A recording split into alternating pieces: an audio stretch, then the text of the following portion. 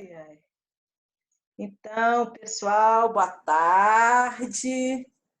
Eu sou Maria Clara, professora do Teatro Universitário da UFMG, coordeno esse grupo de estudos juntamente com Luana, bolsista, Luana Gomes, e hoje a nossa convidada especialíssima é a Alice Viveiros de Castro, uma grande amiga minha, do meu coração. Não vou conseguir não falar sobre o meu afeto, mas vou ler umas coisinhas aqui para a gente já falar e também falar um pouco sobre o que é, como que funciona, né? Para as pessoas que estão chegando hoje, a gente normalmente deixa gravado para a gente ter um grupo de estudos, então a gente tem isso depois para ele servir também como base metodológica, como pesquisa também para as pessoas que quiserem, mas a gente ainda não disponibilizou, porque a gente está vendo aí como que a gente vai fazer com a questão de direito de uso de imagens e de voz, né? Porque todo mundo que aparece aqui tem que autorizar, e a ideia é que, se um dia ela for disponibilizada, que nunca ninguém faça a edição,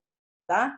Porque a gente sabe que, às vezes, uma coisa trabalhada fora do contexto, ela pode virar uma história completamente distinta, né? Então, como um grupo de estudo, a gente faz isso muito mais como uma proposta metodológica, né? Da gente ter também como memória, como registro. E aí a gente está nesse processo de criar um questionário aí para vocês autorizarem. A gente só, lembrando que hoje a gente está finalizando o primeiro módulo.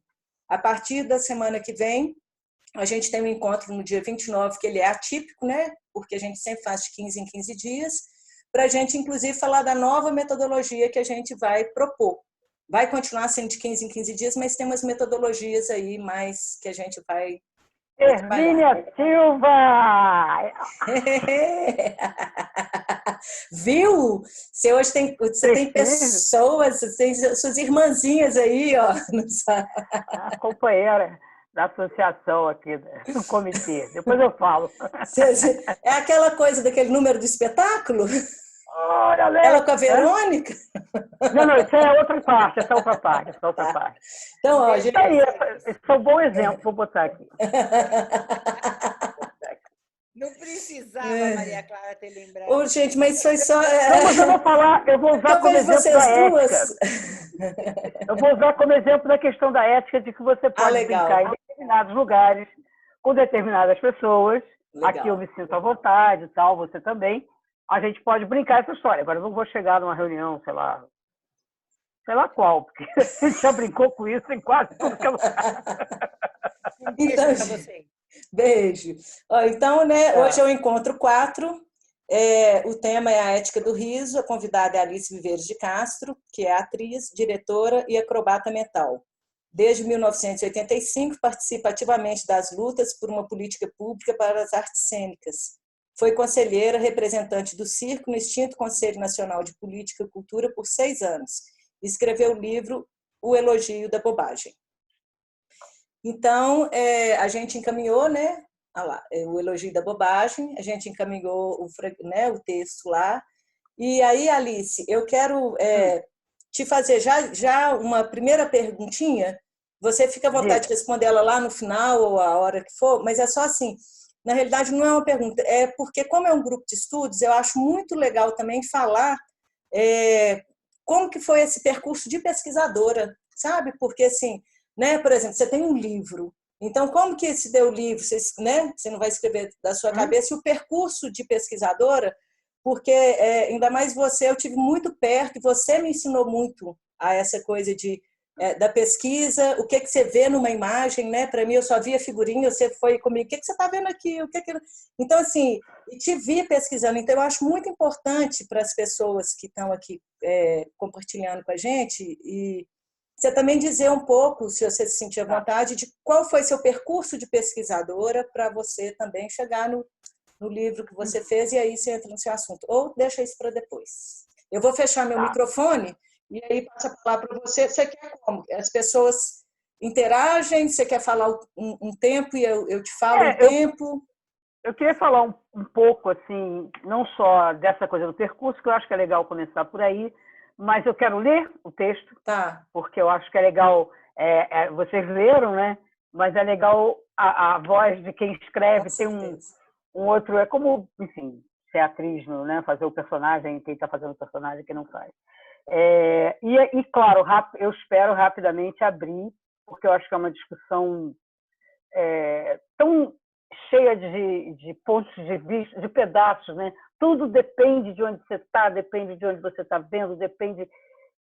E aí é muito importante ter o depoimento de todo mundo, a visão de todo mundo, trocar. Isso eu vou ficar muito feliz com as interrupções depois e com as. Então tá. Então eu vou fechar meu microfone aqui, peço a todos que fechem os seus também, palavra com a Alice. Tá, se alguém ficar desesperada para falar alguma coisa, faz um sinal, porque me dá nervoso isso. Bom, eu, como a Maria Clara falou, só tem uma coisa. Pela luta de política cultural, eu me envolvi em 1976. Vejam que eu sou uma senhora, eu era muito jovem, eu estava no primeiro ano da faculdade e, por uma série de motivos, tinha a luta pela regulamentação da profissão, e aí houve a própria diretoria do sindicato, os próprios artistas e técnicos que estavam se movimentando foram buscar na faculdade uma pessoa que pudesse representar a juventude, ou seja, eu já representei a juventude. E aí, enfim, eu acabei entrando na chapa do sindicato, o Otávio Augusto, Wanda Lacerda, a Norma do Mar, bom, enfim, a reunião foi maravilhosa, tinha Denis Fati, Zé Wilker, tinha uma galera assim, foi muito importante essa luta. Eu acho que é uma coisa que as pessoas não sabem, né? Muito, não se fala disso. Mas o momento de união e de trabalho que deu para fazer aquilo, as brigas que se teve em Congresso, depois Justiça, enfim. E então eu estava nesse processo, ainda como uma criança ali, vendo aquilo tudo, sem entender muito mais calada, porque eu não estava entendendo muito aonde estava o jogo daquilo tudo, mas eu já me aproximei do sindicato e passei muitos anos no sindicato de uma maneira ou de outra, às vezes mais presente, às vezes menos presente, e às vezes em cargos, eu era a última suplente, aí as pessoas foram saindo. Quando eu vi, eu estava, sei lá, já uma televisão, sei lá o que eu representava. Então, em 85 acontece o seguinte, a gente tem uma eleição para o sindicato disputada, eram 3 chapas, e eu acompanhava o Oscar Polidoro, que é a capa do meu livro, Biologia da Bobagem, é ele que está ali, que era o nosso representante do circo, e a gente fez várias reuniões com os circenses. E eu acompanhava ele, eu fui vice-presidente nessa chapa, eu estava sendo candidata a vice-presidente, então eu tinha essa coisa de acompanhar todas as áreas. E o circo, o Polidoro já era velhinho, e era uma área complicada, porque não era muito organizada e tinha essas diferenças entre o circense tradicional rico, o circense tradicional pobre, o circense autônomo, né, que trabalhava, os mágicos, por exemplo, foram bastante importantes nesse momento, e mágico trabalhava em outra esfera, né?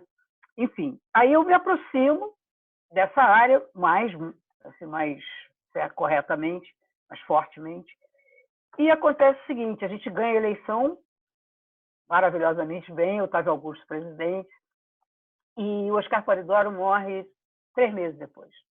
Ele teve já era mais velho e tal, e teve um câncer fulminante. E aí, cara, é uma história que eu conto, parece mentira, mas não é mentira. Eu tenho testemunhas ainda para provar. A gente foi, eu e o Otávio fomos no enterro, né, no velório, e quando eu cheguei, juntou assim, umas 10 pessoas, assim, me cercaram. E o Pimentel, que é mágico também, produtor, junto com o Cataldi, o Dom Cataldi, que faleceu de Covid agora, eles se juntaram e falaram assim, pô, você foi com o Polidoro, quem é que vai representar a gente agora? Porque o estatuto não permitia que você fizesse novas eleições para determinado cargo. Então, no que não tinha representante de circo, acabou. Não tinha representante de circo. Ia ser alguém que não tinha nada a ver com aquilo, que ia subir, né? E aí eles me deram a maior prensa mesmo. Tipo, você foi lá, você falou, você tem que continuar, você tem que não sei o quê. E eu, claro, tipo, jurei ali diante do corpo do Polidoro. Foi uma coisa que parece meio história, mas assim, eu juro que é verdade. E aí, a partir daí, o que eu fiz? Eu organizei, eu não sabia nada do que estava acontecendo com o circo, as pessoas não me conheciam, eu não conhecia. Então foram duas coisas. Uma é que a gente criou uma comissão que se encontrava toda quarta-feira à noite, e a porta era aberta. A pessoa chegava, se não fosse de circo, dissesse que era, a gente deixava entrar também. Todo mundo que dissesse. Então tinha assim, às vezes tinha 20 pessoas, às vezes tinha 6 pessoas, mas eram bem frequentáveis, muita gente frequentava. E a gente conseguiu também que tivesse uma pessoa representando a Intrépida Trupe, né, que na época era o único grupo, o grupo mesmo de pessoas não tradicionais, né? Então tinha sempre, foi a Passarinho, foi muito ativa, e também da Escola Nacional de Circo, foi o Ozon e a Cátia Guimarães. E eles acompanharam muito de perto, e foi bastante legal, porque eu acho que foi daí que começou uma coisa que eu acho que eu tenho um papel importante, e a Hermínia, a Verônica também, mas eu sei que como eu fazia sindicato, né, era uma coisa de organização muito forte, assim, de ter um papel representativo, né, eu era oficial, que era essa coisa de não entrar no papo do circense tradicional e do novo circo, né, como se uma coisa que aconteceu muito na França, onde houve uma disputa por política pública, por dinheiro, né, em que era um movimento de se contrapor, sabe? Nós somos melhores, não, nós somos os máximos, nós somos os... E isso, como no Brasil o circo não tinha dinheiro, acho que foi mais fácil, porque essa disputa não aconteceu. E aconteceu uma coisa que foi uma chegada muito carinhosa e muito respeitosa, né? A gente conseguiu que os tradicionais tivessem respeito pelas pessoas que estavam chegando, tivessem carinho, recebessem com afeto os jovens, e o pessoal que não era da tradição, que não tinha a experiência da itinerância e tal, chegasse com esse respeito muito forte, valorizasse muito o conhecimento e a cultura circense, que acho que é outra coisa também que é diferente. Uma coisa é você ter aulas, saber, ler livros. Outra coisa é você compreender esse dia a dia do que é uma itinerância, do que é uma família que, na verdade, é uma família enorme.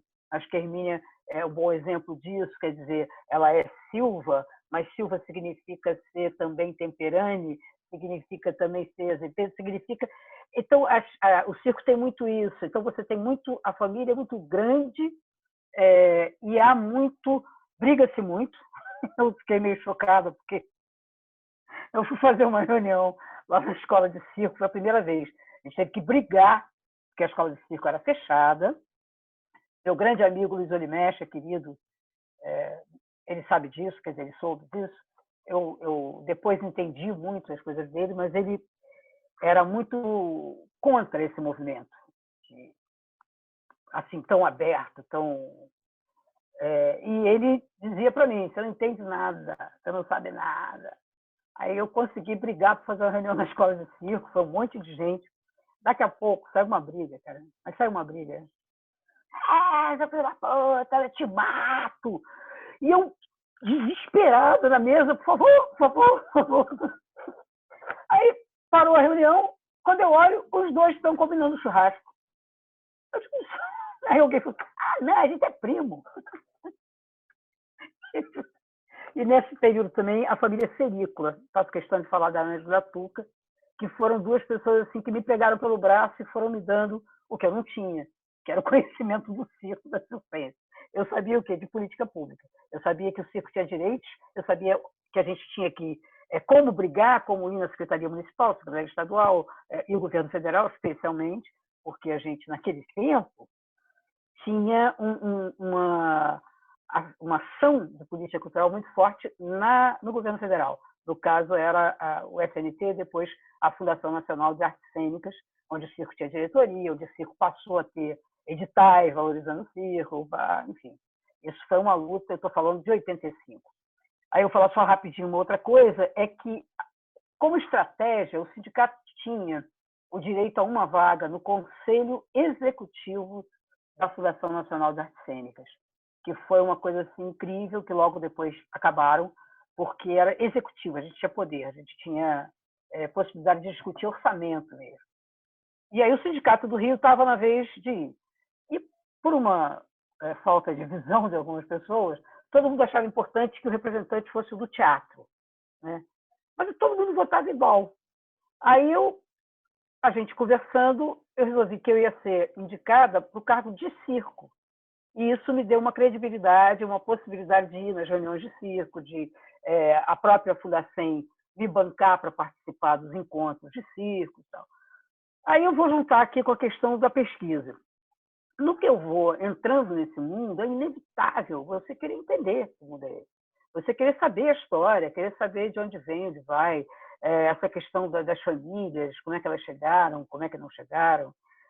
E eu comecei a ler, né, procurar coisas para ler, porque as conversas eram muito a coisa da literatura, da fala oral, né, do conhecimento oral, ele é muito complicado. Você tem que ter tem que conhecer o assunto antes de fazer determinadas entrevistas. Ou você tem que ficar fazendo as duas coisas, né?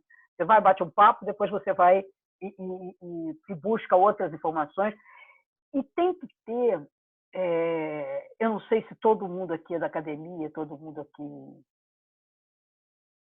fez estudo, não sei. Bom, enfim, depois a gente fala disso. Mas, assim, tem que ter uma visão ampla, sabe? Não é um negócio assim de, eu vou buscar nas fontes. Que fontes? Né? Livros de memória. O livro de memória, ele te dá o clima, ele te dá o ambiente, ele te dá o sentimento das pessoas. Mas, de repente, tem uma data que não é aquela data, ou tem uma informação que não é aquela informação. Uma coisa que eu acho que é legal, que eu tive a oportunidade, porque era um momento muito bagunçado, né? Quer dizer, não tinha ninguém. O dia que eu conheci a Verônica Tamaoki foi uma coisa, tipo, gente, tem outra pessoa maluca fazendo isso, tem outra pessoa, né, lá em São Paulo. E aí ela fez um encontro, uma exposição maravilhosa no Sesc Benenzinho, eu acho que era, e aí a Hermínia foi. E aí nós ficamos as três, por muito tempo só tinha gente, para trocar ideia, era nós com nós mesmos. A gente se ligava quando descobria alguma coisa assim. Eu descobri que não sei quem, eu não sei quem. E daí vem, enfim, uma amizade muito, muito especial, porque é uma amizade muito grande, uma coisa de querida mesmo, assim, de afeto. E também uma relação, um entendimento do que é o circo como um todo. A palavra acrobata mental vem daí, que é a ideia, uma pessoa que pesquisa, uma pessoa que pesquisa, pesquisadora. Agora, o acrobata mental, a ideia é que é alguém que está envolvido, que pesquisa com envolvimento, sabe? Que pesquisa com... ao mesmo tempo, a gente está nas batalhas, sempre teve, de um jeito ou de outro. As reuniões de circo, durante muitos e muitos anos, a gente sempre estava presente. Era uma coisa que a gente estava lá. E ajudava a fazer a mesa, ajudava a fazer não sei o quê, escrevia. Então, ouvia aquilo de uma maneira muito... Era uma visão muito ampla que isso dava. Não através dos livros, que naquela época a gente estava tentando escrever livros, tentando produzir um conhecimento mais significativo. Só para dizer, na época tinha, estou falando desse final dos 80 até 90 e pouco, eu só tinha, eu me lembro da Dirce Militello, né, que tinha um livro de memórias que, aliás, é muito importante, tem 2 ou 3, não me lembro mais. O Roberto Ruiz, que é um livro chamado Hoje Tem Espetáculo, que tem equívocos grandes, especialmente em data, mas era um livro para a gente ler, um livro para a gente procurar ali. Graças a Deus tinha um erro tão grande em relação ao Benjamin que a gente percebeu logo que não dava certo, porque ele falava de circo-teatro como na época da gripe espanhola, que seria 18, 19, e a gente tinha foto do Benjamin em 1904. Então, enfim, a gente, tem erro. Aí tudo a gente passou a ver de uma forma assim. Depois teve um livro, a Funarte resolveu publicar um livro que saiu antes dos nossos, antes de qualquer outro, de pessoas que estavam ali estudando, batalhando, que é o circo no Brasil. E eu fiz um trabalho, conseguiram me enfiar lá para fazer um trabalho com as fotografias. Então, se você for ver esse livro hoje, você vai ver, por favor, leiam as legendas das fotos, que são enormes, porque como o livro é cheio de erros, eu tentei, na legenda, dar conta de falar até da família, quem era, quem não era, um negócio assim meio surreal. Mas, enfim, esse trabalho de pesquisa, as fontes que eu fui encontrando eram todas em francês ou inglês. Todas vindo em inglês. No início eu achava mais coisas da Inglaterra. Depois é que eu comecei a ter mais coisas americanas também. A gente trocava essas informações, mas eu demorei para perceber a coisa do eurocentro, né? Que a gente tem que ter muito claro. O colonizador, ele, mesmo que ele pense com a melhor das boas intenções, ele só consegue ver o seu umbigo. E isso é uma coisa que a gente tem que ter essa clareza. Está escrito, é uma fonte? O livro é uma fonte? É. Está lá no livro? Tá. O cara que escreveu o livro é um cara sério? É. Só que ele acha que circo é o que ele viu, é o que ele soube, é o entorno dele. E acha que todo o resto chegou depois. Não tem nada a ver, não é circo às vezes, não é um desconhecimento absurdo, né, do que é o circo. O circo é como qualquer das artes, né? Precisa falar música. Música começou aonde? Lá nos tempos primordiais, né? Tudo começou em tempos primordiais. O que é o teatro, o que é não sei o quê, essa coisa de estudar história, e aí você tem que dar uma data, um nome, né? O primeiro, isso, a Hermínia vive isso o tempo inteiro, porque o primeiro palhaço negro foi Benjamin de Oliveira, é uma coisa que, caraca, isso é marketing. Isso é um marketing muito importante, um marketing que serviu para abrir várias portas, mas é marketing. Já foi feito um trabalho em cima disso, que é a tese de doutorado da Hermínia, que foi lá buscar, foi lá em Patafufu, né? Eu gosto de falar Patafufu, que agora tem outro nome, esqueci aqui agora, depois a Hermínia fala, mas o nome original da cidade era Patafufu. Patafufu é uma cidade que tem que nascer palhaço. Um cara nasceu de Patafufu, nascer palhaço. Enfim, aí eu comecei voltou todo o meu francês de colégio, o inglês foi indo mais ou menos, eu estudei bastante. E a gente, como ao mesmo tempo a gente convivia muito com o circo brasileiro, com os circenses do Brasil, as coisas não batiam. Aquela informação, aquelas pessoas, aquelas histórias não estavam nos livros franceses e ingleses. E você via que o pessoal viajava pra caramba, era uma coisa de doido. Você vê um circo aqui, tem...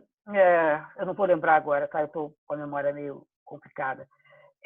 Mas no meu livro tem isso. Uma família que está no Maranhão, São Luís, passa 3 meses, 4 meses, eles estão no Rio de Janeiro, vão para Santos, daqui a pouco, quando eu vejo, eles estão em Buenos Aires. Ou seja, é uma agilidade do movimento que eu não sei muito bem. A gente sabe que os transportes na época se hoje já não são essas coisas, na época não eram mesmo. Então havia compreender de onde vieram essas pessoas e para onde elas foram. Então acho que uma das primeiras coisas que me chamou muita atenção foi perceber esse circuito latino-americano, que eu até hoje não entrei nele, não conheço de alguns livros, de algumas coisas, mas não foi área de pesquisa minha, mas de perceber o quanto circense viaja e viajava mais do que tudo. Era muito importante isso. Alguém vinha para cá, para o Rio de Janeiro, para um contrato aqui, mas já vinha com um contrato, às vezes ia para Buenos Aires e ia subindo, né? E ia entrando no Brasil também, que é outra coisa. Não é Rio-São Paulo, não é... Belo Horizonte nem tinha, né? Nessa época não era nada. Mas não é, enfim, São José dos Campos, não é Tiradentes, Ouro Preto, sei lá. Enfim, aí nesse processo todo, a gente vai, eu não tinha na minha cabeça, a Verônica tinha todo o material do Circo Nerino, né? Que, aliás, agora nós todos temos, porque está no Centro de Memória do Circo, que é um passeio que todos devemos fazer, alugar um ônibus, fazer uma excursão e passar a morar um pouco dentro do Centro de Memória do Circo. Esse acervo está todo lá. E é um acervo maravilhoso, e ela estava lá muito adiantada no projeto de escrever esse livro. Então, ela tinha um foco. A Hermínia tinha, de início, teve toda a questão da educação, né, de como se passava o conhecimento, de como é a formação do circense dentro da tradição, dentro da lona, dentro da família, que é a tese de mestrado, né? E logo depois ela começou a focar no Benjamin. E eu quase que queria escrever uma história mundial do circo, eu acho que eu queria escrever uma enciclopédia do circo, que é uma coisa que eu aprendi com o Labanca, que era um cara muito querido. O Labanca me dizia assim, cuidado, você vai fazer uma pesquisa. Eu queria escrever um livro sobre teatro de revista no Brasil. Aí eu descobri que antes do teatro de revista tinha os chopes berrantes, que eram lugares no meio da rua e tal. Aí eu resolvi investigar o chope. Quando eu vi, eu estava no Egito. Então, você não vai terminar esse livro nunca. Então, a marca do que é a pesquisa, eu acho que quem faz doutorado deve ter isso muito claro, né? Porque dá vontade de desembalar ali. Então, um bom orientador para dar um rumo na pesquisa é muito importante. E aí, começou a acontecer, quer dizer, vamos lá, 90, 95, 96, vocês terem uma ideia, em 97, março de 97, o Luiz Carlos Vasconcelos, o Sul, organizou em João Pessoa um encontro, que eu não vou lembrar exatamente o nome que ele deu, mas que mesclava a cultura popular, então os maracatus, mateus de todas as categorias, todos os palhaços populares do Nordeste, com os novos, sei lá. Eu sei que estava lá a Intrépida, que era importante para ele, porque ele era um dos fundadores da Intrépida, era um encontro, então a Intrépida foi todo mundo, estavam os Anônimos, Geraldinho foi, já não era mais da Intrépida, enfim, juntou-se lá um grupo, e foi onde eu conheci a Hermínia, não, eu já tive mais intimidade com a Hermínia, né, porque a gente dividiu um quarto, mas enfim, a gente estava Hermínia, estava eu, e estava Ariano Suassuna, que fez uma palestra, como sempre, brilhante e hilária. E a gente aí, teve o Tony Nóbrega também participou. Aí começou, daquele encontro, você já vai ter o Anjo do Picadeiro 1, depois o 2, depois o 3. Você começa a ter uma troca de eventos que vão sendo feitos, a gente é chamada para palestra, é chamada para não sei o quê, é chamada para... As pessoas começam a querer saber desesperadamente. No Anjo dos Cadeiros 2, que foi em Ribeirão Preto, foi em São Paulo, Ribeirão Preto e São Paulo, capital, eu fui de convidada, eu não participava de nenhuma palestra, não participava de nenhum debate, nada. E aí eu ficava lá à disposição. Eu me senti, depois de descobrir isso. Além de conhecer as pessoas, fazer uma relação assim com as pessoas, começou a haver uma brincadeira que quando alguém começava a fazer muita pergunta de mas o palhaço isso, como é que pode? Porque era tudo palhacinho, né? Todo mundo palhaço.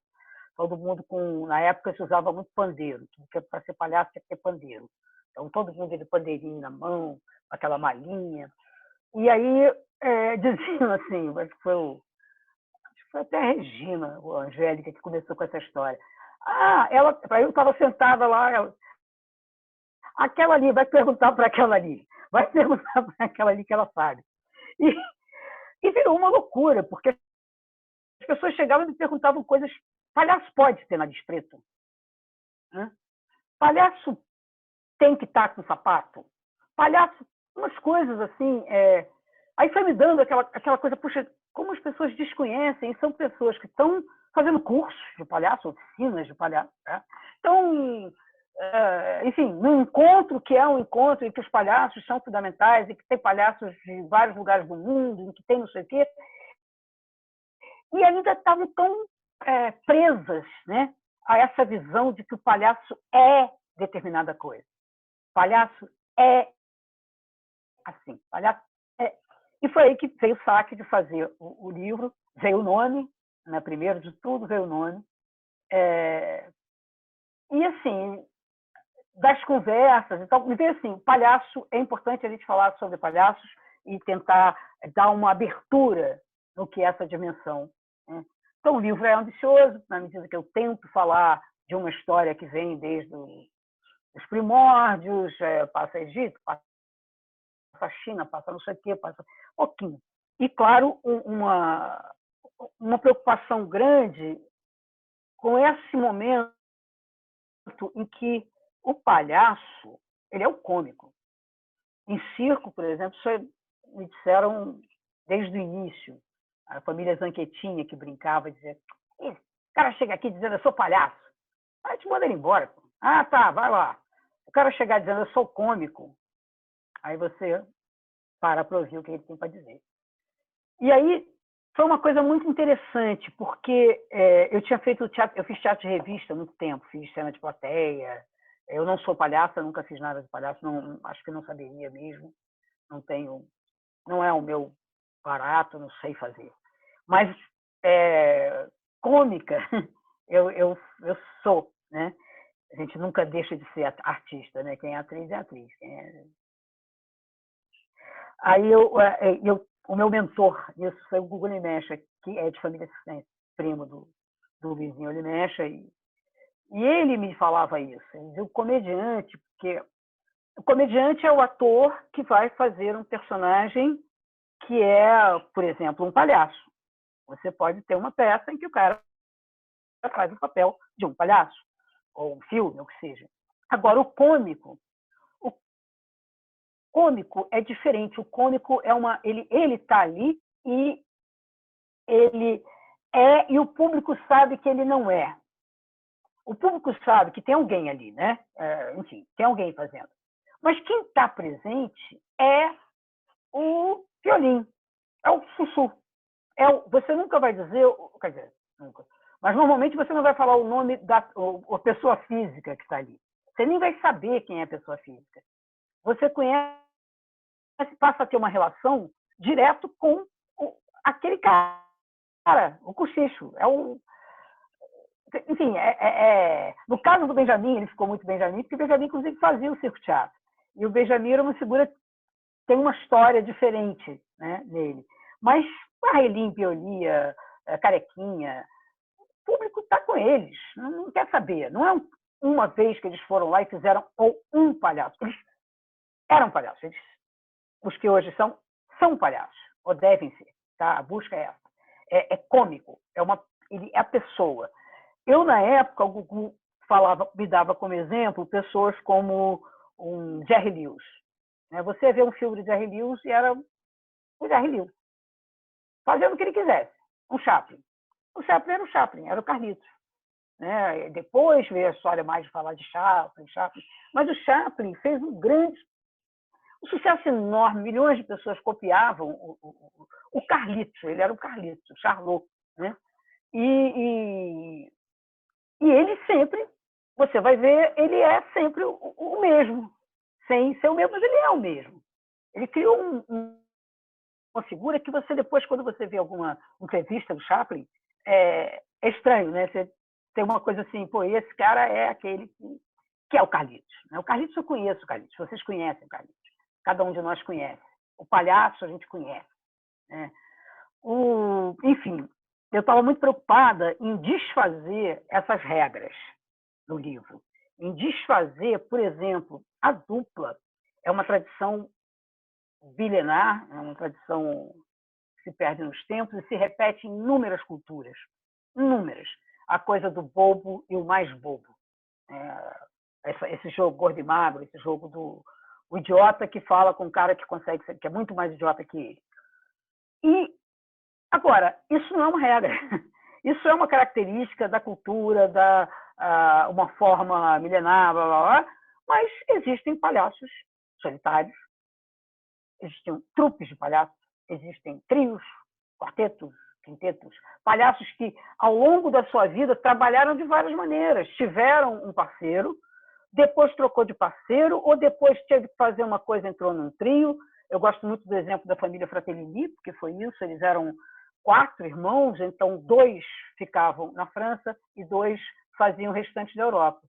morre um, estava em Moscou, os irmãos falam, vem para cá, e eles aí criam um trio, adaptando as mesmas histórias que eles faziam em dois, e eles aí criam esse palhaço over. Essa história do Augusto, né? Sim, mas o Augusto, como a gente vê hoje, tem muito a ver com os Fratellini.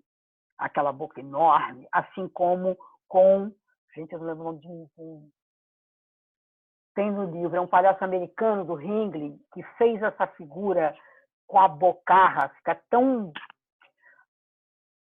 marcada no mundo inteiro. Não que não tenham outras pessoas usado isso antes, tá? Não estou falando isso. Mas quando você tem uma imagem que parece que ganha um carimbo, assim, né? Augusto é isso, né? E antes você tinha outras... E isso era uma coisa que sempre me preocupou muito. Por exemplo, o livro do Tristan Relly, dos Palhaços, que é um livro fantástico, eu acho que ele tem algumas coisas assim, ele escreve no tempo dele. Ele escreve do que ele viu, do que ele conheceu. Então, brilhantemente, ele escreve sobre aquilo. Agora, ele faz análises muito baseadas nos Fratellini e em Fouti e Chocolat. Então, algumas coisas, as pessoas parecem que leem aquilo e transformam aquilo em regra. Não é regra. Aliás, palhaço não tem regra. Não tem. Senão não é palhaço, tem regra. Pode entrar assim? Pode. Pode fazer isso? Pode. Sei lá. Se fizer bem, se fizer rir, se fizer com essa figura que é over, é palhaço. E aí, enfim, o livro demorou muito tempo, porque muito tempo por causa da grana. E aí é uma coisa que realmente é triste. A Verônica, a gente tinha até um pacto, assim, que o primeiro livro que tinha que sair era o da Verônica. Estava pronto há mais tempo, era um livro que falava da tradição, e isso era muito importante, porque antes de ficar falando outras coisas de fundo num determinado ponto, era importante, porque acompanhar o Circo Nerino era acompanhar zilhões de famílias, era acompanhar uma prática que outros circos tantos também fizeram, conhecer isso, né? E eu lembro da gente ficar atrás de tudo que é secretário de cultura, tudo que era... Assim, era uma coisa de doido, assim. E lembro da gente ficar dizendo, olha, o livro da Verônica tem que sair. E a gente acabou respeitando essa ordem, né? Saiu da Verônica, saiu primeiro da Hermínia, e depois é que saiu o Elogio. E só podia sair, era um livro que precisava de grana, porque precisava de imagem. É muito difícil, a Maria Clara falou da questão do ler imagem, né? É uma capacidade, quando você olha uma foto com um tipo de foco, de querer aprender aquela pessoa, sabe? Eu quero te conhecer, eu quero ter você. Quem é você, né? O que é isso? Você começa, é muito mais do que eu tentar falar quem é aquele palhaço, entendeu? Você vai ler um livro sobre Benjamin de Oliveira, vê as fotos, vê a cara do Benjamin, vê a cara dos colegas do Benjamin, vê as várias fases de cada um, né? Vê o circo, uma foto. Você tem que ir atrás, e aí tem essa coisa do... No caso de palhaço, não tinha outra, eu não podia fazer esse livro só com texto. Eu tinha que ter a cara da pessoa. Eu falo chicharrão, para você saber que chicharrão não é o Piolim. Eles são diferentes, eles são únicos. Outra coisa, palhaço bom é único. É único. Talvez o caso do Picolino, né, que o pai passou para o filho, o mesmo personagem, mas é uma história muito, muito louca e muito linda do processo em que ele vai se... o palhaço entranha nele, o Picolino vai chegando realmente nele. Enfim, as coisas também a gente fala, elas não são assim, pão, queijo, né? As coisas vão indo devagar. E aí, enfim, eu acabei ganhando um edital da Petrobras, que é uma coisa que, puta que pariu, perdemos uma linha de apoio para a cultura que, puta que pariu. Eu participei do edital lá, fui lá, escrevi meu projeto, fiz tudo direitinho, não tinha que pedir nada a ninguém. E no mesmo ano que eu ganhei, para vocês terem uma ideia, porque era um monte de pessoas, porque era muita grana e era muitos projetos, eu lembro deles falando, eles apoiaram um grupo, um CD que foi feito por um grupo indígena da ilha de Marajó, sobre cantigas de niná. E eles falavam isso. Quando é que esses caras iam chegar no Rio de Janeiro ou em São Paulo para falar com a Petrobras, para pedir um apoio? Né? Um edital público, um edital super divulgado, super não sei das quantos, os caras entraram e todo mundo ficou, uau, que legal! Né? Mas, enfim. E aí eu consegui a grana, vou fazer o livro. Aí aquela coisa, primeiro no livro comum, você fazer o índice, né? Os capítulos. Esse primeiro capítulo eu vou falar aquilo, o capítulo eu vou falar aquilo, para você poder ter uma...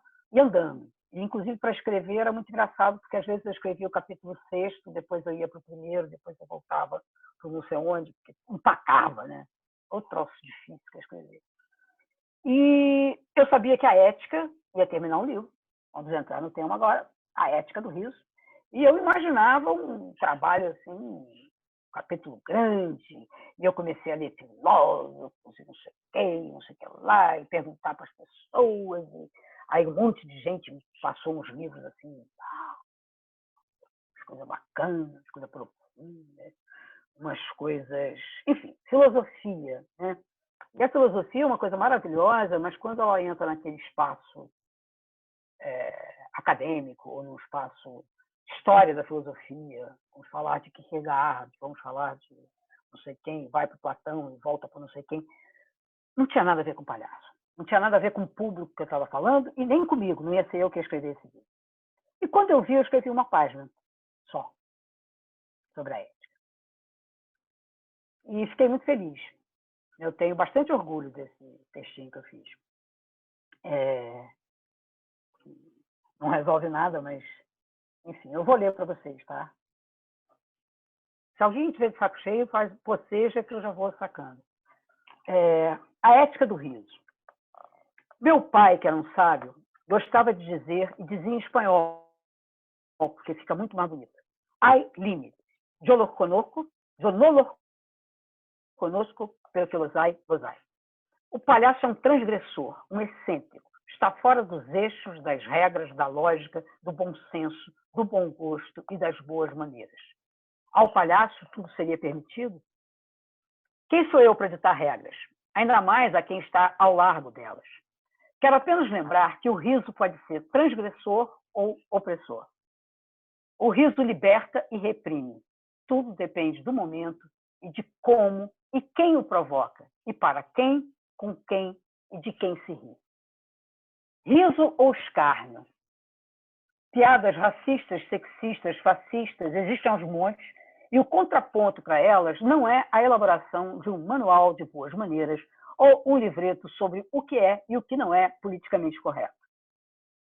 O contraponto para o deboche repressor e constrangedor é a sensibilidade e a consciência do cômico, daquele que pretende provocar o riso alheio. Judeus são os melhores contadores de piadas judeus. Assim como as melhores farpas e ironias sobre bichinhas foram as que eu ouvi contadas por homossexuais.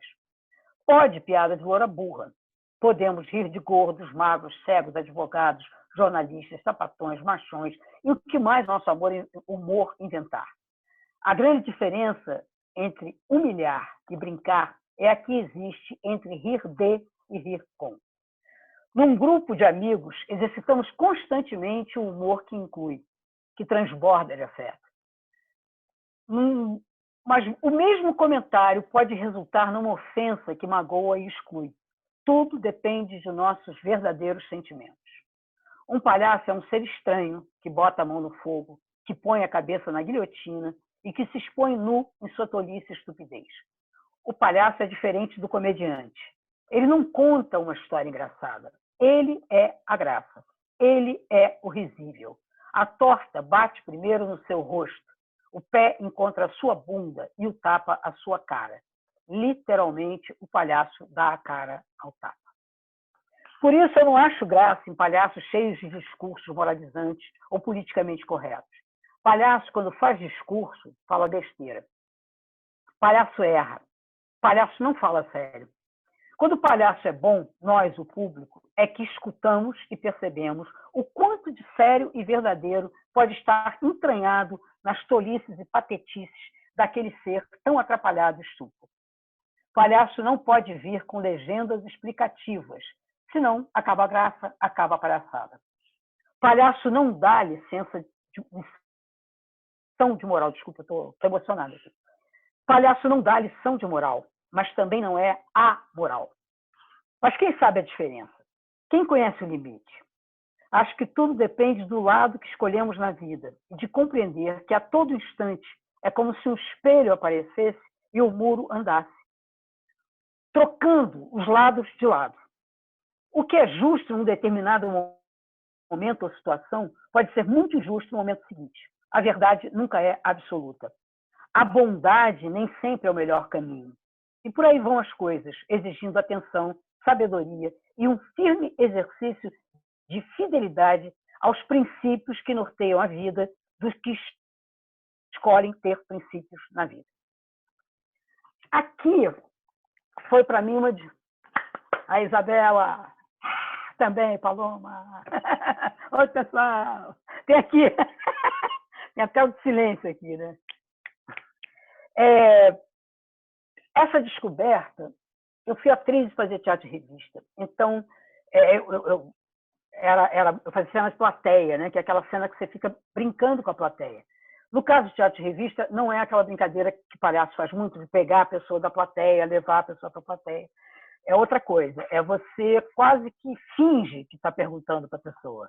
Você já pergunta meio provocando ou sabendo que ele vai dar uma resposta e você já tem uma coisa meio bem pronta.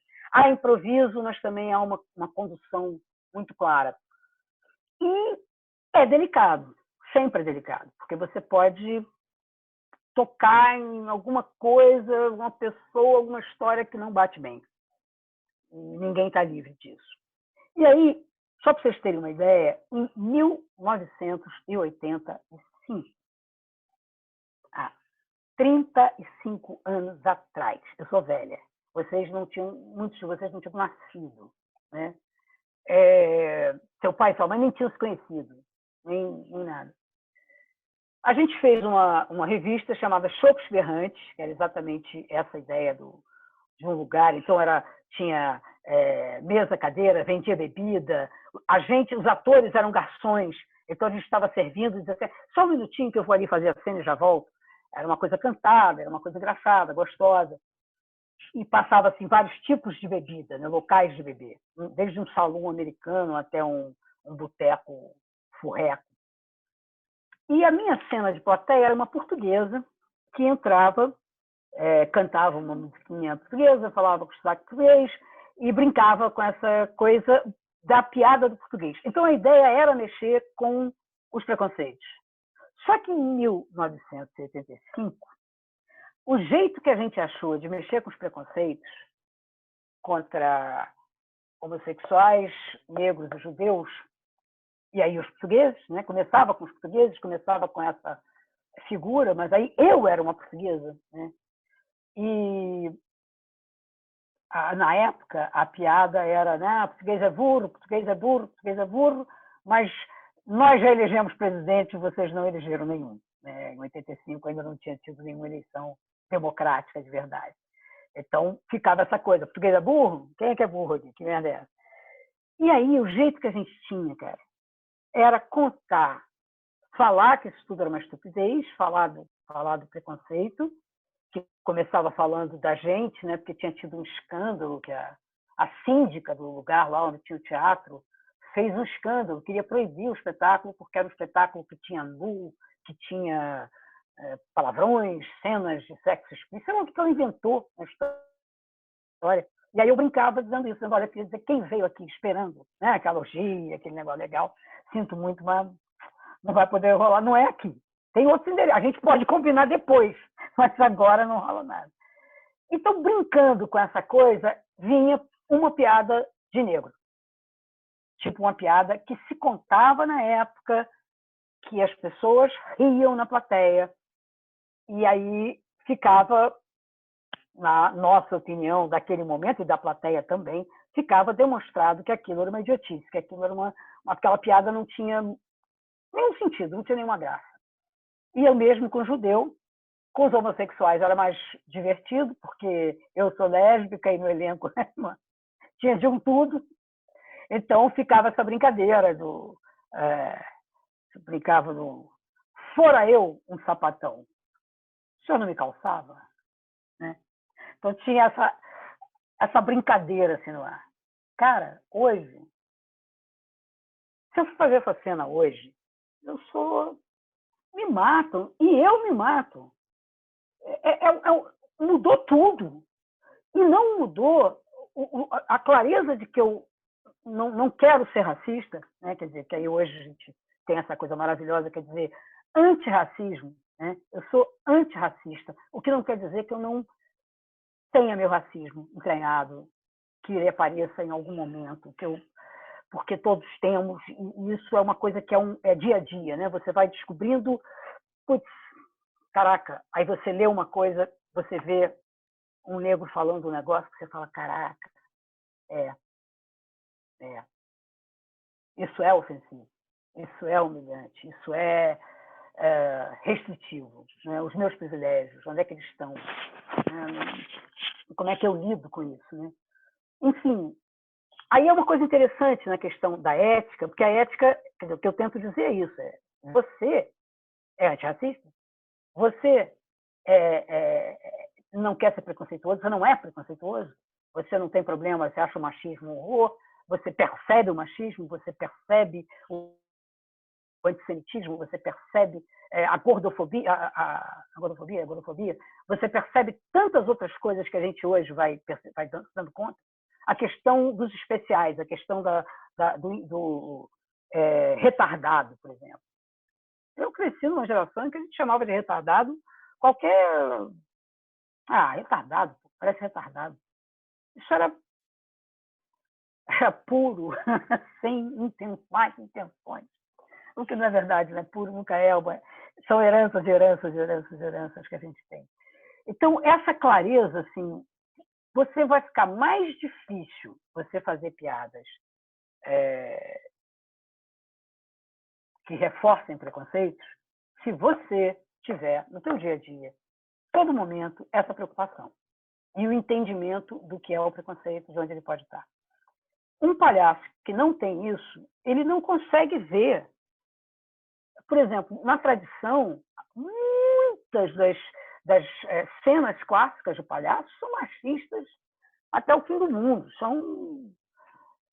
Enfim, são horríveis. Hoje, entendendo com a nossa cabeça. E até tem uma coisa que eu estou provocando num grupo aí de palhaças.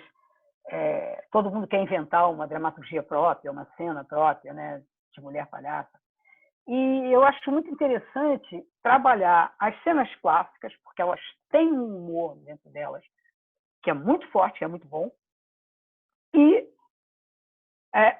trabalhar o que é essa cena sem ser sexista, sem ser racista, sem ser... que volta a essa, porque a gente pode dar por cima, a luta de boxe. Né? Por que a luta de boxe não pode ser duas mulheres, UFC? Né? É uma cena maravilhosa, a luta de boxe. É uma cena que você pode fazer miséria com aquela cena. Inclusive, dá para ver Chaplin e Keaton fazendo, dá para ver milhões de pessoas fazendo, enfim. E por aí vai. Né? Sonâmbula é uma cena que sempre me incomodou pra caramba, não sei se vocês conhecem. O cara que está com a mulher lá, está ele com um amigo, e aí aparece a mulher dele de sonâmbula clássica, e vai e pega o relógio do amigo. Aí eu digo, sua mulher pegou meu relógio. Não, é que ela é sonâmbula. Amanhã eu te devolvo. Aí vai lá, pega, sei lá, um cordãozinho do cara. A mulher vai vindo sonâmbula, vai pegando um monte de coisa, e amanhã eu devolvo. E aí até que o cara pega a mulher do amigo, ele, epa, minha mulher. Amanhã eu devolvo. Saiu. A mulher, primeiro que ela não tem uma fala, ela não tem uma importância na cena, ela pode ser feita por uma boneca, ela pode ser feita por qualquer coisa. E essa ideia da mulher minha, né, que o outro pode pegar a mulher. como poderia ser essa cena, que é uma piada, não deixa de ser uma piada legal, se for alguma coisa sua, ou se for a maneira de falar diferente. Enfim, eu não fiz isso, eu não vou fazer isso, eu já estou muito velha para pensar nisso, mas eu gosto de provocar e acho que são as saídas para o tal do politicamente correto, né? Que é infernal. Infernal. Isso é uma coisa americana que alguém resolveu fazer uma firma, uma empresa, para não ter problema, criou lá o negócio de politicamente correto. Politicamente correto é respeitar o outro, respeitar as pessoas, se respeitar, saber a dignidade de cada um, e, enfim. A gente erra esse erro, né, grave, não é erro de palhaço, é erro grave, erro feio, erro ruim. E aí eu queria lançar logo para vocês como é que vocês veem isso, porque eu acho que tem uma coisa muito clara, que é essa coisa, por exemplo, entre os amigos, né, que você pode ter sei lá, eu falo com as mãos, né? Vocês não estão vendo porque eu estou aqui, mas as minhas mãos estão aqui. E isso é uma coisa que já me aconteceu muitas vezes de estar no grupo de amigos, quando eu olho, está todo mundo me imitando, né? Eu rio, é engraçado. Eu também imito outras coisas das pessoas, dos meus amigos. Se eu for fazer esse tipo de imitação, por exemplo, odeio aquele negócio de mímico que fica andando atrás na rua, sabe? Ainda tem isso? Tem, não tem? Aquilo é uma falta de respeito, a pessoa está andando, está de costas, não deu autorização para ninguém. Eu não fui ao teatro, não, eu vou num circo, o cara mexe comigo, eu estou no circo. Eu fui lá sabendo que o palhaço pode fazer uma piada comigo. Eu estou andando na rua, puto da minha vida, trabalhando, quem vai dois babaca atrás, me imitando, pô? Tá chato. Então tem uma coisa que é, onde é que eu faço a piada? Eu estou fazendo essa piada num grupo de amigos, eu estou fazendo essa piada numa festinha infantil para a qual eu fui contratado, ou eu estou fazendo essa piada numa festinha infantil que é da minha família, mas é infantil, mas é... Quer dizer, essa noção de onde é que eu estou, né? Para quem que eu estou falando, e aí vem o que eu estou falando. Pô, vamos botar a cabeça para pensar em coisas novas, terminar a cena com piada de bichinha, isso aí, cara, a minha vida quase toda era isso, televisão, cinema, não sei o quê, teatro, a cena tá indo, eu faço, e aí sai correndo todo mundo atrás dele, né? No circo, bota o galope e sai todo mundo correndo atrás. Não tem graça, não tem graça. Eu gosto sempre de falar, e aí é a minha área de fala, que quando você está fazendo uma cena, uma coisa no circo, ou no teatro, na rua, tem muitas pequenas sapatinhas ali, pequenos viadinhos ali, que vão receber aquele recado como: você é ridícula, você é risível. Quem é assim é alguém que é risível. Essa mensagem vai vir, cara. Vai vir. Eu mereço o quê? Eu mereço chacota, eu mereço... E aí essa coisa da diferença do riso e do escárnio, né? Que eu acho que é um... Mas eu gostaria de estar falando sempre da dificuldade de fazer, quer dizer, como é que a gente faz para fazer, ou para não fazer o que é errado, né? Então, sei lá, acho que... Vamos abrir aí a parada. Estou aqui ansiosa. Alice, só porque você tem lembrado do exemplo quando eu fiz a piadinha sua com a Hermínia e da Verônica, que você falou também que caberia como exemplo. Não, é porque é o seguinte, eu, Verônica e Hermínia, a gente fez uma frente, e, inclusive nas questões de luta do circo, era uma coisa assim muito forte, porque a gente, enfim, tem sabe falar direitinho, né? Tem uma visão de discurso, de como fala, de compreender as coisas políticas que estavam sendo jogadas. E é óbvio, o circo, como qualquer outra categoria, você tem o povo que quer só explorar, o povo que quer não sei o quê, o povo que não entende, o povo que quer só o meu, né? Como é que eu fico. Enfim, a gente tinha uma coisa muito junta, assim, nós três. E se a gente uma não ia numa reunião, outra não ia na outra, a gente se escrevia, né, e-mail, ficava lá, botava. E aí tinha aquelas pessoas sentando cacete na gente, porque a gente não era boba, não estava ali de brincadeira. E aí, primeiro, assim, chegava numa reunião, as pessoas que iam... Quem é que está presente aqui? O circo tal, o grupo tal. todo mundo era um coletivo. E nós, era eu, Alice, a Hermínia e a Verônica. Aí eu dei a ideia, nós criamos primeiro o Comitê Pró-Criação da Associação Nacional de Pesquisadoras Circenses. Porque a gente aí assinava qualquer documento em nome do Comitê Pró-Formação. É muita cara de pau. E aí ficou essa brincadeira, tem até acho que o documento na questão dos animais de circo, né, contra aquela lei, a gente assinou como comitê. Depois assinamos como pessoa física também, depois assinamos de novo com outro nome, enfim. Mas aí nisso, a gente se via muito junto, as pessoas sempre chamavam a gente para fazer debate, fazer não sei o que. A gente fez as 2 palestras, as 3 juntas. Né? E aí, cara, a gente ri muito, porque o circo tem essa coisa, quando você trabalha junto com o pessoal de circo, de palhaço, não sei o que, você ri o tempo todo. E aí tem a história que eu e a Verônica sacaneamos a Hermínia o tempo inteiro, que a Hermínia é rumbeira. Porque ninguém que foi rumbeira deixa de ser rumbeira, certo? A carinha dela. Minha rumbeira preferida. Isso porque ela é de família tradicional de circo, então as crianças, quando estavam nas férias, trabalhavam, iam para o circo, faziam um espetáculo e tal, e as criancinhas faziam as rumbeiras. Então a Hermínia é rumbeira. E toda hora a gente ameaça a Hermínia. Você vai falar, a gente ameaça a Hermínia dizendo: olha, a gente combinou um negócio assim, vai começar, aí você entra, eu vou falar não sei o quê, a Verônica vai falar não sei o que lá, aí você entra, dança rumba. Hoje ela está muito mais, ela se acostumou, mas no início a Hermínia era uma pessoa mais séria. Ela era uma pessoa assim mais, como? Agora, bicho, já tá de boa.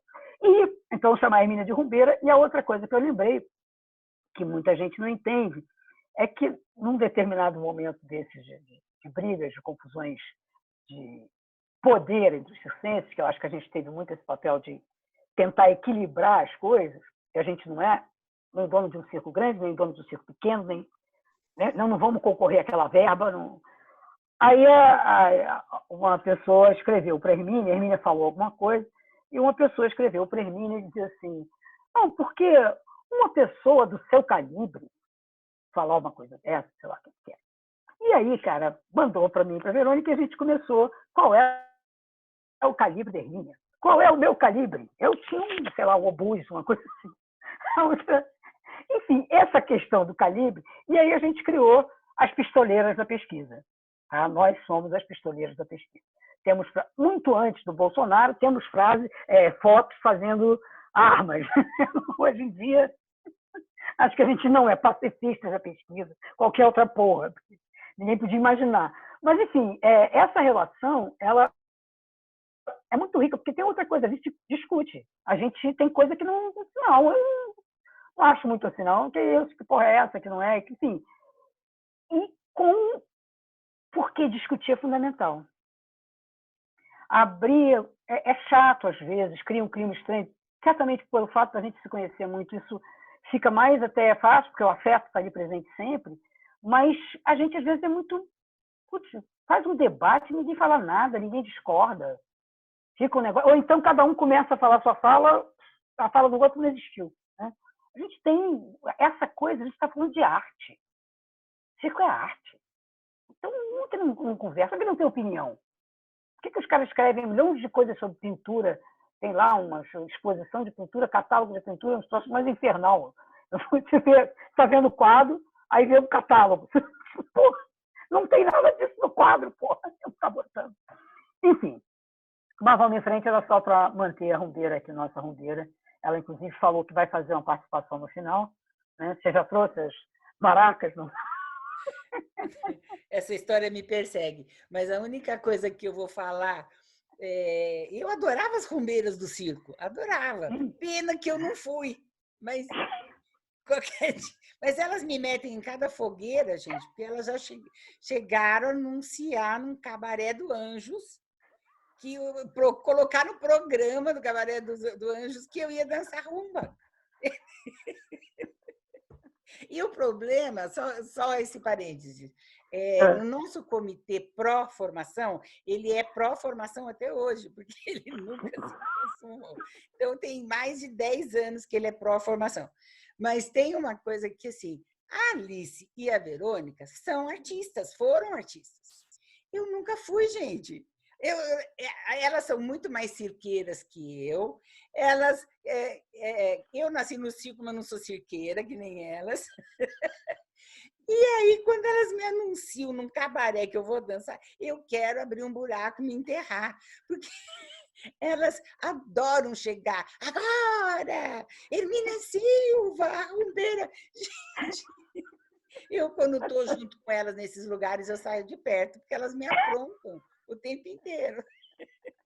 Aí vem, piadas de amigos. Se eu estiver numa reunião na academia...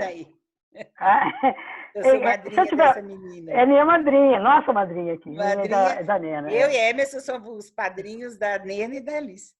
Casamento, nosso padrinho. Casamento. Essa foi um bom exemplo, né, Emília? Porque a gente estava num cabaré do Anjo do Picadeiro que acontecia, sei lá, meia-noite. Né, que a gracinha era jogar lata na cara das pessoas. Agora, se eu for no encontro, na universidade, lá no encontro de não sei das quantas, que vai estar um monte de gente, eu não vou chamar a Hermínia de rumbeira. Né? Pelo amor de Deus. Né? Mentira! Eu chamo? Você acha que eu ia chamar? Na universidade? Você acha que eu ia fazer isso? Eu tenho certeza. A Verônica me chama de rumbeira em encontros formais e centro de memória. Bom, enfim. Matou aqui a minha ideia, mas tudo bem. Eu confesso que realmente ia dar um jeito. Não ia ser assim na apresentação, mas que eu ia dar um jeito de falar em rumba. Pelo menos falar em rumbeira sem falar em você, para você ficar nervosa, esperando o momento em que eu ia te chamar de rumbeira. Enfim. Gente, ó, tá, essa aqui tá Amazônia. Cadê a Mariana aqui?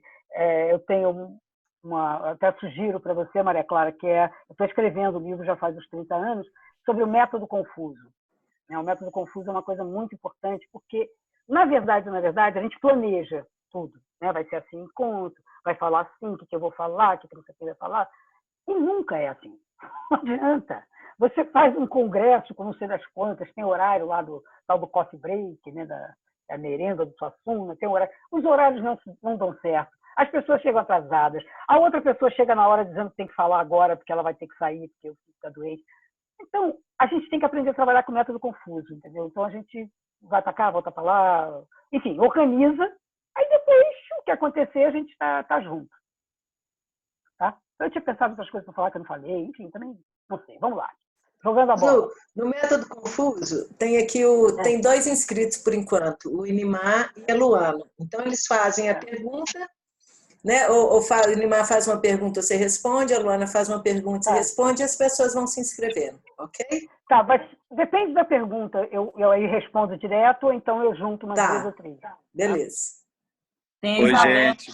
Boa tarde aí. Para quem não sabe que é Inimar, viu, Alice? É o Juninho aqui de Belo Horizonte, da Espaço. Sim, oxi, gente, a gente não se vê há muito tempo. Eu vou tirar o boné aqui, A gente não consegue chamar ele de Inimar, é só o Juninho. Porque você começa falando... Aqui de cabelo branco. Você falei, vocês não eram nascidos em 85, eu já tinha 20 anos. Então, assim...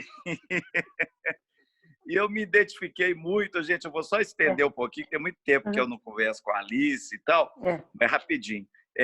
Eu me identifiquei muito com as falas suas em relação a participar desses encontros intermináveis que eram de reunir os circenses, os itinerantes, os da escola de circo. E eu, quando ia muito a São Paulo, ia muito ao Rio, à Escola Nacional, eu encontrava lá nos Palavrões, ou enfim, onde fosse, né? Lá no... ficava, né? O pessoal se apresentava e estava eu e mais algum, ou o Rogério, ou eu, não, nós somos fulaninho lá da escola de circo, quer dizer, era o cocô do mosquito ali, né? Então, eu me identifiquei muito com isso, quando você não tem um lugar ainda, né? E quer fazer algo pelo circo e eram aqueles encontros da Associação Brasileira de Circo, que ia virar, que não virou, que depois virou outra coisa, enfim, com vários bambambãs, e a gente estava lá só, né, tentando, fazendo ata e aquelas coisas todas. Mas, enfim. Mas a minha pergunta né, primeiro, agradecer pela sua participação, porque você é uma enciclopédia viva aí, né, junto com a Hermínia e tudo, né? Junto com a rumbeira, eu conheço a rumbeira também. Eu queria saber de você o seguinte: eu tenho dado aulas online direto, intermináveis, né? Agora nesse pandemônico Zia, né? Que eu estou chamando aqui. E eu tenho falado muito da história do circo, e o que os meninos mais adoram são das diferenças, assim, das pessoas que são incluídas no circo. Então, eu aproveito para entrar com o Benjamin falando do Palhaço Negro, eu aproveito para entrar com os circos que aceitavam a pessoa que era obesa, a pessoa que era maior, o menor, o anão, enfim, né? E eu entro falando da participação das palhaças, né? Eu queria só esse termo histórico, assim, quando foi? Porque sempre foi muito machista, né? Você já colocou aí, né? As mulheres participavam do circo desde sempre, mas sempre em segundo plano, ou muito ali quando começa a ter os aéreos e as contorcionistas, enfim. Mas, no modo geral, elas não tinham destaque. E a palhaça, então, menos ainda. Qual que é esse tempo que a palhaça chega para dentro do circo enquanto expressão? Ou isso só vem na década de 80 para cá? Primeiro, já começa aqui, Hermínia, não vamos entrar nós nesse debate, porque a gente concorda, né? Porque, assim, para mim é muito claro a expressão artes do circo ou artes circense. Porque o circo, como a gente conhece, teria lá os 300 anos do astro, 300 sei lá quantos anos. Enfim, é esse circo que vai sendo formado, que quando a gente fala circo, o que vem na cabeça da gente é aquele picadeiro, depois com a lona, no início não tinha nem lona, mas era fixo, né? Enfim, o que acontece é que, se vocês repararem, nos últimos tempos, nos últimos 10, 15 anos, vários segmentos, cientistas, pintores, sei lá, vários artistas e outras profissões têm feito um resgate das mulheres. E aí você começa a descobrir, eu não vou me lembrar o nome de ninguém, mas tem uma inglesa que o irmão dela, em 1800, sei lá quantas, descobriu o cometa, fez o Diabo 4, era um grande astrônomo. E hoje você descobre que a irmã trabalhava com ele lado a lado, pau a pau, que quem fazia os desenhos era ela, que ela era uma puta pesquisadora e que ninguém nunca soube. Mas, se você for buscar, você vai encontrar aquela informação. E quando a gente fala circo, arte circense, a gente está falando desde sempre. Então, você não pode, por exemplo, a importância da mulher na comédia dell'arte, o tipo, vamos ampliar até a comédia dell'arte, não só a italiana, mas esse tipo de piada, esse tipo de história, né, sempre do criado, do não sei o quê. Você tinha as mulheres com participação cômica. Não só a mocinha. A mocinha, muitas vezes, também tinha seu lado cômico, não era nenhuma bobalhona, mas você tinha a velha, a criada que protegia e que, enfim, se enrolava toda. Você tinha vários personagens femininos. E, no entanto, o que fica para fora, né, é um homem. Como ficou? Quer dizer, agora você tem aquele filme lá das matemáticas negras que tiveram um trabalho na NASA fundamental, as mulheres eram fodaça. E não tem. Eu vi que acho que a Universidade de Ítaca, nos Estados Unidos, está fazendo. Uma menina foi fazer lá umas pesquisas, umas fotografias, e viu uma foto que tinha um monte de 1910, 1911, sei lá. Os homens eram todos grandes cientistas, renomados, não sei das quantas, era fácil identificar cada um, inclusive o nome estava atrás escrito. E tinha uma mulher. E o nome da mulher não estava na foto. E ela estava na posição lá de quem está tirando a foto normal. Aí ela foi atrás, descobriu que era uma professora, que tinha publicado várias coisas, que tinha feito não sei das quantas, e aí eu sei que acabou se criando um grupo Ítaca que está voltando, levantando toda essa história da participação das mulheres na ciência no coisa. Então, eu acho assim, a questão da palhaça, primeiro que a gente já tem esse problema, a gente não tem essa história. Essa história já sempre foi contada em tudo, sempre foi contada pelos homens, né? E a mulher, aí tem uma coisa que eu acho, que eu fiquei muito fascinada quando eu entendi, e foi muito um depoimento da mãe da Joelma, esqueci o nome dela agora aqui, mas enfim, depois a Hermínia fala. Ela falando, Sônia. ela dizia assim... Sônia? Sônia. Sônia, sim, Sônia. Que é de um circo pequeno, né? Mas mulher batalhadora lá, segurou, criou família, nasceu no circo. E ela dizia assim, que do circo para dentro, a mulher tinha um papel de... Olha, eu conheci algumas donas de circo que, puta que pariu, mandavam pra caramba. Stevanovich era todo mundo pedindo bênção o dia inteiro pra mãe, era ela que mandava, era ela que decidia. Enfim, esse papel da matriarca, dar esporro nos filhos, dar tapa na cara de filho homem, eu já vi também, filho grande, homem, pá! E dava um tapa que você fez isso errado, que não sei o quê. Mas da cerca para fora era só os homens. Aí você tem uma questão que passa pela sobrevivência. Quer dizer, qualquer mulher sabe que o nosso maior medo é ser estuprada. Nosso maior medo, isso é um medo que é incutido na gente desde sempre. O fecha-perna, que a gente não entende muito, você não pode provocar o homem, você não pode dar nenhuma coisa porque você vai ser. Então, imagina um grupo de artistas, uma família, que na verdade eram várias famílias, mas aquele momento era uma família, numa cidade desconhecida, num lugar onde eles eram completamente fora do eixo, em que eles se apresentavam com roupas diferentes, as meninas entravam dançando rumba, entravam fazendo, quer dizer, uma trapezista, isso é um troço louco, porque a mulher tem uma força, filha da puta, para fazer aquele negócio, não faz não, cara, tem que estar ali tem que ser muito forte para fazer, a qualquer aéreo, qualquer coisa dessa. E, no entanto, no circo tradicional, ele é feito como se fosse chegaram ali, subiram no trapézio, botaram a perna aqui, viraram para cá, viraram para lá, fizeram giros fantásticos e descem dali, né? Todas mulherzinhas. Então, como é que o público via isso? Com tesão. O público masculino olhava aquela mulher e tinha tesão naquela mulher que faz coisas incríveis, que usa maiô, que se maqueia e que está ali, segundo essa visão do público, de um público de uma determinada época, quer dizer, até hoje, né? Mas, enfim, era mais comum isso, quem se exibe está à disposição. Aí, voltando para as mulheres palhaças. A gente não sabe. Eu tenho aqui, comecei uma pesquisa, mas não consegui terminar, que era até para um livro, que a Hermínia está junto lá, do projeto sobre vários artigos sobre as palhaças, mulheres, que é a questão medieval, bobos da corte. Eu encontrei, quem quiser depois eu passo, porque eu não vou fazer isso, as referências às bobas das cortes na França, batata, assim, não era uma, nem duas, nem três, nem quatro. Era até boba do rei. Isso até eu falo, no livro tem uma que eu falo. Mas tem mais.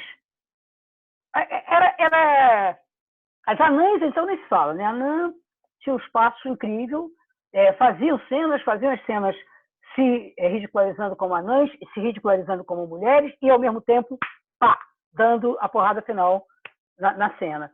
Isso tem essas pesquisas que são maravilhosas em países que existem há sei lá quantos mil anos. Você tem como saber, por exemplo, todas as folhas de pagamentos feitos pela corte do rei Felipe qualquer coisa, Luís qualquer coisa. Está lá. Aí você vai ver que tem clown. Aí você vai ver que tem um cara que agenciava os palhaços para levar para os reis. E tem mulher, aí tem mulher, e tem mulher. E as cortes femininas, porque a rainha, as princesas, as duquesas, as marquesas, as condessas, elas tinham as suas próprias cortes. As mulheres ficavam elas juntas, estavam lá, não sei o que elas ficavam fazendo, tanto faziam juntas, mas enfim. Elas tinham quase que um plantel inteiro só de mulheres fazendo as bobas. Isso eu nunca tinha visto em lugar nenhum. Eu descobri porque caiu na minha mão um livro francês antiquésimo, que, aliás, vai ser doado para o Centro de Memória do Circo quando eu morrer, mas que custou uns 400 paus para comprar o livro, que tem isso, e tem coisas de 1700, eu tenho um livro aqui que é de 1792, e o cara fala, le folle, né? As bobas no feminino. Agora, obviamente, tudo no circo muda, como o mundo muda no século XX, até pela possibilidade que a gente passa a ter de estudar, de pesquisar, de trocar. Um circense bom pra caramba, de uma família maravilhosa, com um circo maravilhoso, o dia a dia dele fechado era muito fechado, porque ele tinha que estar o tempo inteiro. Você está numa praça, você está pensando na outra, você está vendo cada dia do espetáculo, vamos dizer, circo de grande porte, que chegava a ficar 6 meses numa cidade, e tinha que ficar inventando atração aqui, atração ali, a peça, né? E o teatro vem muito com isso. Hoje vai ser... Tinha que ter um repertório Uniu dos Corações. Tinha que ter um repertório muito variado, né, para poder muito preencher variado. A semana inteira, né?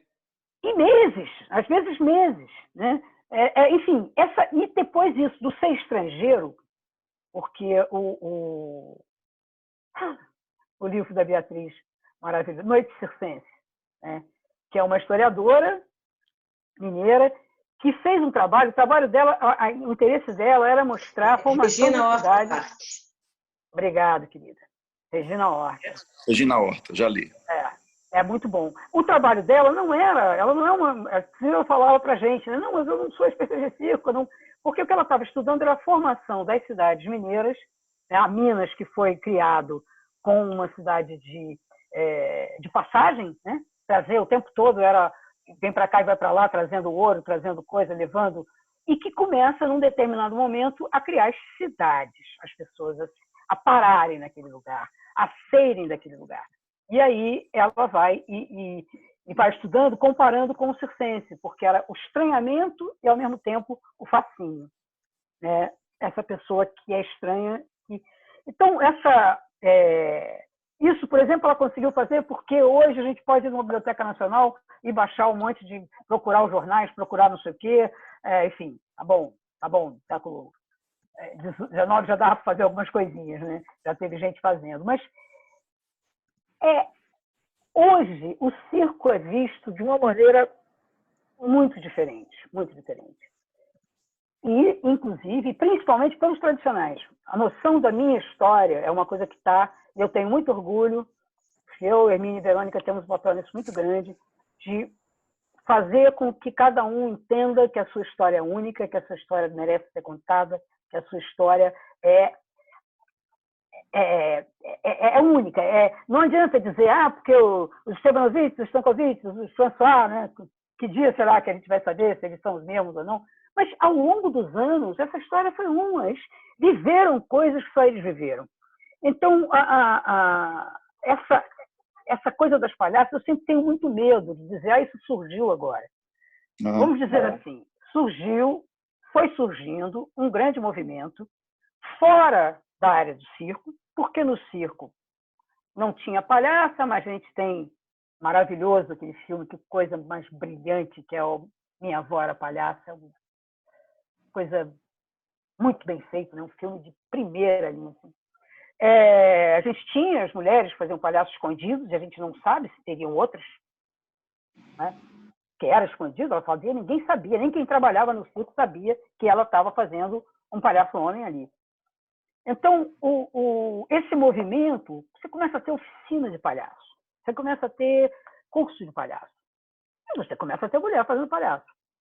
Eu me lembro que no primeiro ano de Picadeira, que eu acho que foi 98, 97, 98, a Ana Luísa Cardoso, que já tinha Margarita, já tinha feito curso em Cuba, curso na Argentina, estava montando as Marias da Graça, que ela é que fez esse trabalho. E ela nunca tinha parado para pensar nessa questão, porque ela era mulher e estava fazendo palhaço, entendeu? Ela estava fazendo palhaço, ela criou uma palhaça, que era ela, e isso não era uma discussão para ela. E teve uma palestra do Hugo Pozzolo, essas coisas que a gente pode falar porque a gente é velha, viveu lá no coisa. Hoje eu sei que ele não pensa nada disso, mas que ele dizia que mulher não podia ser palhaço. E se recusava a falar palhaça, porque isso não existia. E eu me lembro que eu estava lá... Eu lembro disso. Você lembra? Eu estava lá no Carlos Gomes, como sempre, eu estava num canto na época tomando uma cerveja, e me aparece a Ana Luísa desesperada, tipo, como assim? Como que eu não existo? Como que eu não existo? Eu estava lá também. Lembra? Isso virou uma discussão, virou uma coisa que durante muito tempo a gente ficava aquela coisa meio... é porque a gente é feminista, porque a gente é mulher, porque não... Caraca, isso é uma loucura. Por quê? Porque ele não conhecia palhaços. naquela época, ele, apesar de ser um cara que já estudava bastante sobre os palhaços, ele não tinha essa visão. Não existia essa questão. Então, coube o quê? Coube as mulheres trazer essa questão, se organizar, fazer os festivais de palhaços, os encontros, as revistas, os livros, as teses, os isso. E isso deu uma dimensão que, para todos nós, foi um... Caraca, né? Abriu uma porta aí inacreditável. Me irrita, eu ia falar isso, é um pouco essa tentativa de dar a data. Sabe? Quando foi? Por volta dos anos 90, a gente viu esse movimento tomar uma força, certo? Mas é muito difícil. Tinha, não tinha, quem era, quem não era. Sabe? Mas era mais para ter essa noção mesmo, porque eu entro no circo há quase 30 anos atrás, né? E naquela época não tinha tanto quanto hoje. Hoje, né? Eu não tenho nada contra. Elas se reproduzem a uma velocidade incrível. Quem tem filho é mulher, então as mulheres vão... Isso. Né? É natural, né? Natural. Muito obrigado, viu? Nada, querido. Deixa eu fazer aqui Está dando um sol aqui na minha cara. Cara de fantasma. Você organiza aí, ó. Tem a Luana, a Isabela e o Sérgio. Tá. Vai lá, Luana. Desculpe que eu tô... Maria Clara, você dá umas cortadas aí, porque eu falo pra caramba. Tá bom. Tá? Eu não tenho problema com o negócio de falar, não. Tô falando. Vai lá. Fala, Luana. E aí, pessoal? E Alice? Primeiro, eu queria te dizer que eu sou sua fã há muitos anos já. Desde a época que eu fui estudante na Escola Nacional de Circo, quando você dirigiu o espetáculo da minha formatura. Ai, Luana, gente, eu tô rindo. Tem um tempinho. Você como você, entendeu? Eu tava te achando uma cara conhecida, mas não tava... E aí, Luana? Eu tô um pouco diferente, tá. talvez. Tá. E também queria dizer que eu sou malabarista mental e que eu me inspirei em você. Então, a partir disso, né, eu tenho uma pergunta. E essa pergunta eu quero direcionar ela para o lugar do afeto, que é algo que você traz no seu livro. Tem uma expressão que você traz que é rir com o outro. E aí você fala que esse humor de rir com o outro é um humor que inclui e que transborda de afeto. Então, a partir dessa perspectiva, eu queria te perguntar se existe, nos tempos de hoje, algo que é risível. E se é possível existir esse risível junto com o outro. Se é possível rir com o outro a partir do risível, do que é risível. Onde está a graça, né? Ou se existe esse risível nos dias de hoje. Tem uma coisa que simplifica um pouco essa história, que é a questão do rir do opressor, né? Você tem um opressor, você fazer com o opressor, cara, você faz o que você quiser. Você coloca aquela história agora da charge do Aroeira, que está dando um maior movimento no mundo inteiro, né, no censura da charge. Ele botou o Bolsonaro de nazista. E o Bolsonaro é presidente da República. Botaram a Dilma em cada situação. Entendeu? Que, não sei se vocês lembram de uma coisa, para mim, de uma escrotidão enorme, que tinha um desenho dela com a perna aberta, o cara botava no carro, enfiava a gasolina. Isso é tudo, não é nada, né? Agora, ninguém foi lá e censurou, certo? E teve quem achou graça, que era a turma que achava graça nessa porra. Então, tem uma coisa assim, enquanto tem esse lado do opressor e do oprimido, seria o mais óbvio de a gente falar. Quer dizer, você fazer piada com o mestre de pista, já começa por aí, né? Que é a autoridade. Você fazer piada com autoridade, com pessoas que são não sei o quê, com o professor, essa figura, o policial, o cara que manda, e o palhaço vem e dá um desmando. Eu tinha até notado aqui, que eu esqueci, eu não sei se vocês viram, o Porta dos Fundos fez uma sériezinha, que agora está tudo assim, é um ator e uma atriz, em que o cara é o gordo e ele liga para pedir, saber o resultado do exame dele de coronavírus, e a mulher descasca, fala, não, aqui, o vírus não conseguiu passar, suas veias estão todas entupidas. O seu vírus... Eu ri, achei engraçado. 2 dias depois, eu vi um negócio fantástico. que eles receberam muita porrada, e aí eles fizeram, foi o Porchat que fez, junto com duas meninas que são do movimento contra a gordofobia, e eles fizeram a conversa e assumiram que realmente eles não era isso, que eles estavam aprendendo e elas aí foram, sabe, e foi legal que no final elas falaram assim, pois é, esse negócio de dar dislike, né, de não assistir, de congelar, não deve ser a primeira opção. A primeira opção é sentar com o cara e falar, e aí? Tu falou uma merda aí, rapaz. E deixar a pessoa, porque senão também não anda, né? Então, o que é risível hoje? Eu não sei se não dá para fazer uma piada com gorda, eu acho que tem artistas que conseguem, por exemplo, o pessoal da Porta dos Fundos, eu sou assim apaixonada mesmo, achei eles tem umas coisas que são meio bobinhas, mas a imensa maioria é muito bom, imensa maioria. E você sente que eles tocam em umas coisas fundas, mas eles conseguem dar esse vai e vem, sabe? Esse segurar. São poucos erros. Claro que se eu fosse católica radical, ou, sei lá, pentecostal, ou não sei das quantas, eu não ia gostar de ver o que eles fazem com a religião. Agora, isso também é um problema, eles estão fazendo não é num espetáculo ao vivo, né, em que eu comprei o ingresso e eu não sabia que era isso. Se você brigou para ver o Porta dos Fundos, você desliga se não estiver gostando, mas você sabe o que você está vendo. Né? Então, essa coisa... Existem coisas risíveis. Muitas. Muitas. Muitas. Qualquer bolsominion, cara, você... O cara que acreditou em uma madeira de piroca, não é fácil fazer piada dele, é fácil. Enfim. Vamos lá. Tá bom, Luana? Foi bom? Tá. Isabela, diga. Oi, Alice. Oi, querida. Tudo. Eu vou tentar fazer a pergunta. Vou fazer duas, mas a primeira é bem curtinha. Se no seu livro Elogio à Bobagem, você se inspirou um pouco no livro Elogio à Loucura, que esse livro me inspira muito e eu ainda quero fazer uma criação artística com ele. Que legal. Não, sem dúvida foi um jogo, né, com o elogio à loucura e o elogio da bobagem, né, que é uma... Enfim, foi...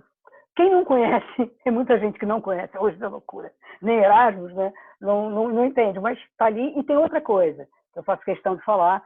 A Ângela de Castro, muito antes de eu escolher o título do livro, ela já dava uma oficina de palhaço chamada A Arte da Bobagem. Eu, inclusive, coloco isso no livro, porque quando eu botei, ela ficou, porra, Alice, roubou meu... Quando eu falei para ela que ia fazer, né? Roubou meu nome, não, tá tão bom, deixa eu ficar. Enfim, ela deixou. Fala a segunda pergunta. A segunda pergunta não é uma pergunta, mas uma reflexão junto com o que você já está falando aí.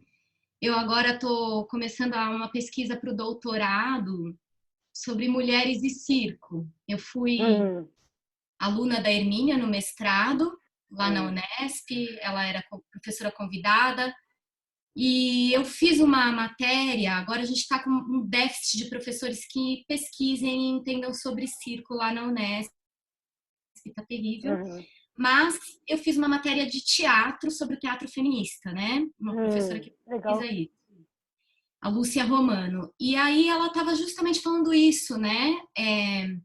Do ocultamento das mulheres na história do teatro, né? Que é o que ela pesquisa.